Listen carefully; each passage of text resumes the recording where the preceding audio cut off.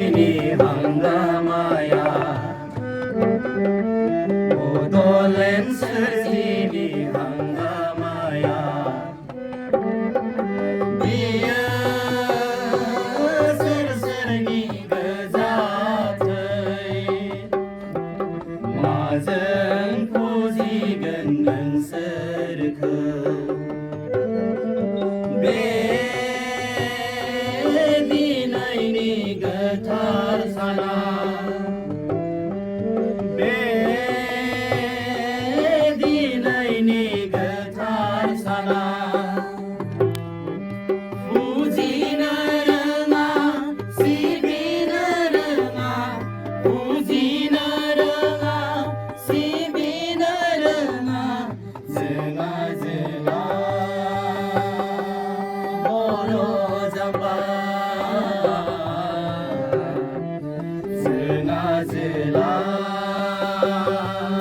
बड'जाम्बा बड'लेण्ड सोरजिनि हंगामाया बड'लेण्ड सोरजिनि हंगामाया बियो सोर सोरनि गोजाथै बियो सोर सोरनि गोजाथै माजों फुजिगोन नोंसोरखौ बे दिनैनि गोथार साना बे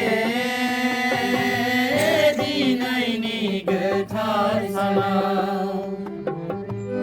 मोखांनि खोमसिखौ होखारना बिखानि आबिर थै होना मोखांनि खोमसिखौ होखारना बिखानि आबिर थै होना गेवलांहोनाय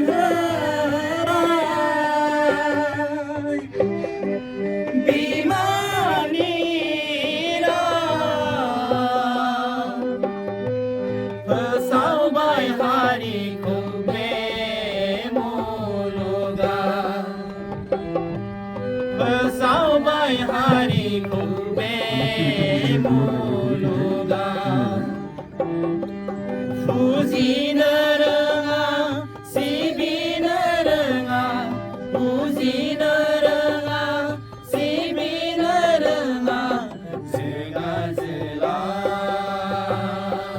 बड'जाम्बा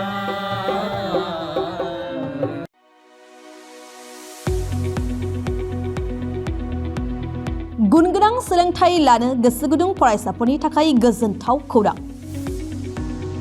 क'क्राझारनि बालागाव सेन्ट आन्स कलेजाव 2025-26 बोसोरनि थाखाय गोदानै मुं थिसननाय हाबाफारिया जागायबाय।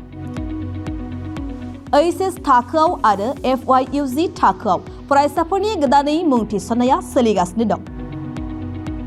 क'क्राझारनि साहा बालागावआव थानाय सेन्ट आन्स कलेजनि एइचएस थाखोआव कमार्स आरो आर्ट्स स्ट्रिमाव इंलिश मिडियामाव गोदानै मुं थिसननाया सोलिगासिनो दं आरो बेजों लोगोसे FYUG एबा 4-year आन्डार ग्रेजुएटनि थाखायबो कमार्स आरो आर्ट्सआव गोदानै मुं थिसननायाबो जागायबाय। FYUG नि आर्ट्सनि थाखाय English, Bodo', Assamese, political science, education, economics, history आरो ससिय'ल'जि आयदायाव मेजर लानानै सोलोंथाइ लानो हागोन आरो बिकमनि थाखाय फाइनेन्स, एकाउन्टेन्सि, मार्केटिं, मेनेजमेन्ट आरो HR मेनेजमेन्ट आयदायाव मेजर लानानै सोलोंथाइ लानो हागोन। गुनगोनां फोरोंगिरिफोरनि सोलोंथाइ होनायजों लोगोसे बेवहाय बायदि उफ्रा सोलोंथाइबो होनाय जायो, जेरै computer class, spoken English course आरो गुबुन सार्टिफिकेट कर्सफोरनिबो सोलोंथाइ लानो खाबु होनाय जायो। बे कलेजाव स्पर्ट्स फेसिलिटिज, लाइब्रेरी फेसिलिटिज, वाइफाइनि फोनांजाब राहाजों इन्टारेक्टिभनि राहा आरो smart board, classroom, air condition computer lab आरो बेजों लोगोसे माखासे फरायसाफोरनो रिमिडियल क्लासनिबो खाबु होनाय जायो। हौवा आरो हिन्जावफोरनि थाखाय आलादा आलादा हस्टेलनिबो सुबिदा दं। जायफोर फरायसाफोरा गुनगोनां सोलोंथाइ लानो गोसो गुदुं नोंथांमोना क'क्राझार बालागावआव थानाय सेन्ट आन्स फरायसालिमायाव मुं थिसननो हासिगोन। गोबाङै मिन्थिबावनो थाखाय नैबे जानबुं एबा कन्टेक्ट नं 6003786924 आव जगाजग खालामदो एबा सुलाद लाहरनो हागोन।